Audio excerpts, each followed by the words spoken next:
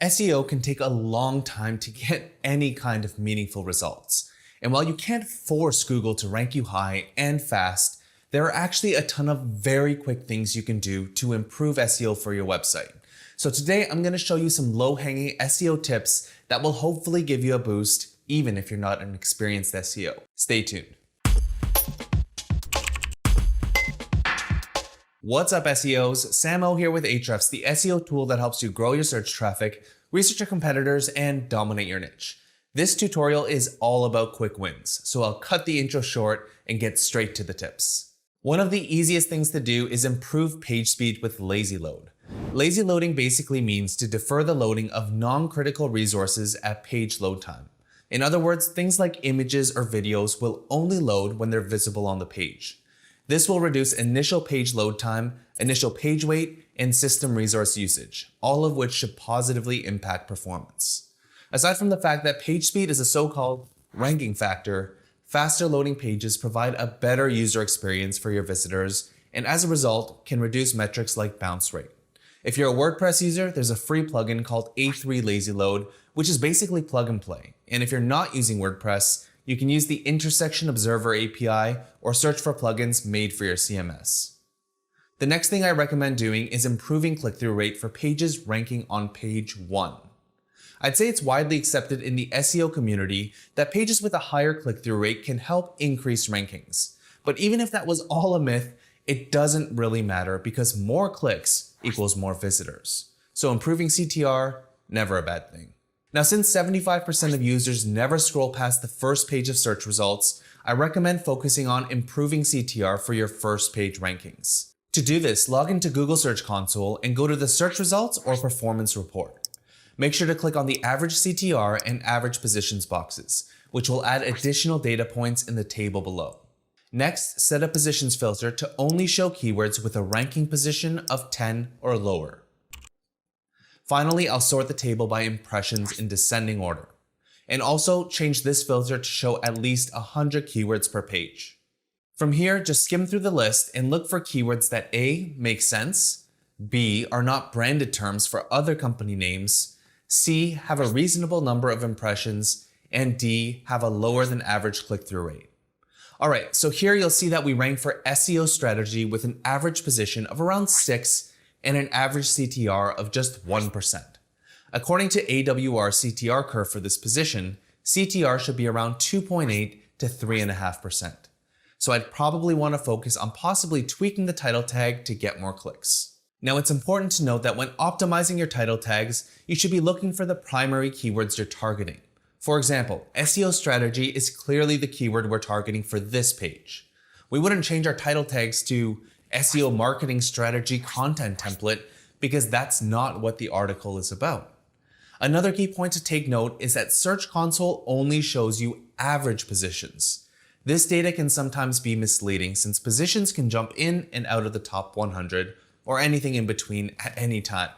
You can get more precise keyword ranking positions using Ahrefs Rank Tracker tool. Alternatively, you can use Ahrefs Site Explorer to see data on any website. Just enter the domain or subfolder you want to research, then I'll go to the Organic Keywords report. Next, I'll set a filter to only show pages ranking in the top 10. And just like that, we have a list of keywords with exact ranking positions based on these dates and also have the option to see historical ranking positions for any keyword. The next tip is one of my favorites, and that's to send emails to everyone you link to. With link building, you need to find prospects, vet them, find their emails, and somehow naturally ask them to link to you. But by using the simple 10-minute outreach strategy, it cuts out a lot of steps in the link building process. Now, while the intent of the email isn't to actually build links, it's a great way to passively earn them and grow your network while you're at it. Here's how it works in 2 steps. Step 1 is to take note of all sites you're linking to. After all, you'll probably only link to pages when you respect their content. Step 2, find their email address and just send them a quick note, just to let them know that you've linked to them. Now, while this doesn't usually result in immediate links, it helps you start a conversation and it can open up opportunities to have influencers recognize your work. For example, you'll see in our SEO tips post that Josh wrote that BuzzStream is the best tool in the industry for managing and keeping track of scaled outreach campaigns. In this case, he could reach out to the blog editor, marketing manager, or social media manager and say something like, "Hey name, longtime BuzzStream user and super fan of your tool. Just recommended y'all as the best outreach tool in our SEO tips article. Hope it sends some well-deserved customers your way. Cheers, Josh." From my experience, sending conversation starters without an ask is a great way to increase reply rates. And hey, if your content is unique and well written, you'll often get compliments, which can open up natural opportunities for you to guest post or work together on another level. If you plan to try this technique, I recommend watching our video on using negotiation and persuasion when building links. Next up is to add internal links to your new pages. Internal linking is important. It improves crawlability, gets your pages indexed faster, improves topical relevance, and distributes PageRank to other pages so you can rank higher in Google. So what I recommend doing is looking for topically relevant pages on your site that you can link from immediately after you publish your new post. Just go to Google and search for something like site:"your domain, and then add a keyword that's related to your new page. So in this case, you'll see that the search results show pages from our blog that mention the phrase link building. Then visit relevant pages and look for places where you can add links to your new posts. Now, if you want to take a little bit more of a strategic approach, I recommend using Ahrefs' SEO toolbar, where you can see the URL rating for each page. And URL rating is an Ahrefs metric which represents the overall strength of a page's backlink profile. Since Google doesn't provide public PageRank scores anymore, it's kind of our own way to measure page level authority, which we found to correlate with search traffic quite nicely. If you want to learn more about funneling PageRank through internal links, I recommend watching our SEO strategy video using the middleman method. The next tip is to become a power skimmer of HARO using Gmail filters. HARO stands for Help a Reporter Out.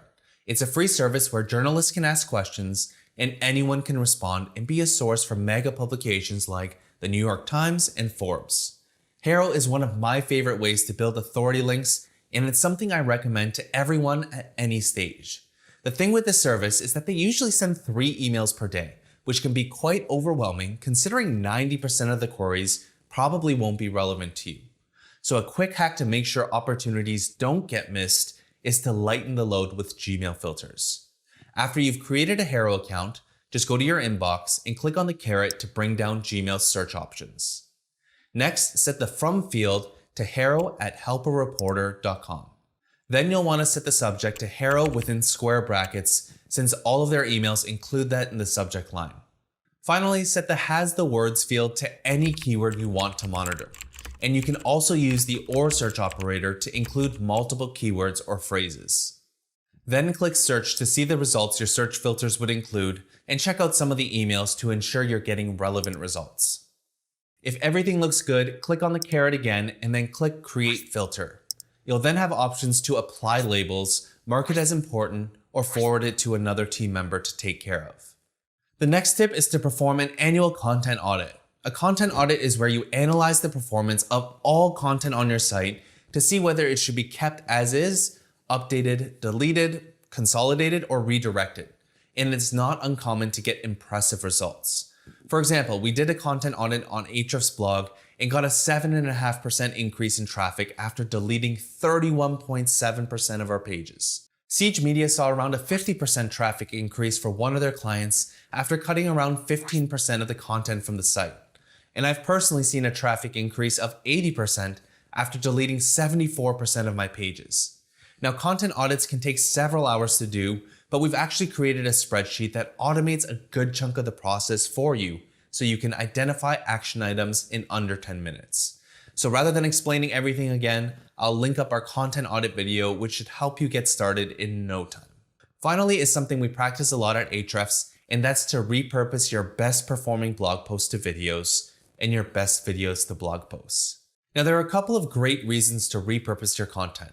First, people enjoy different content formats based on nothing more than personal preference. Some people I've met at conferences, they tell me that they always read the blog, but have never seen a single one of my videos. And the same happens for people who've watched all of my videos, but haven't read a single post. People go to channels which they prefer, and having both an active blog and YouTube channel allows us to reach more people in the place they want to learn.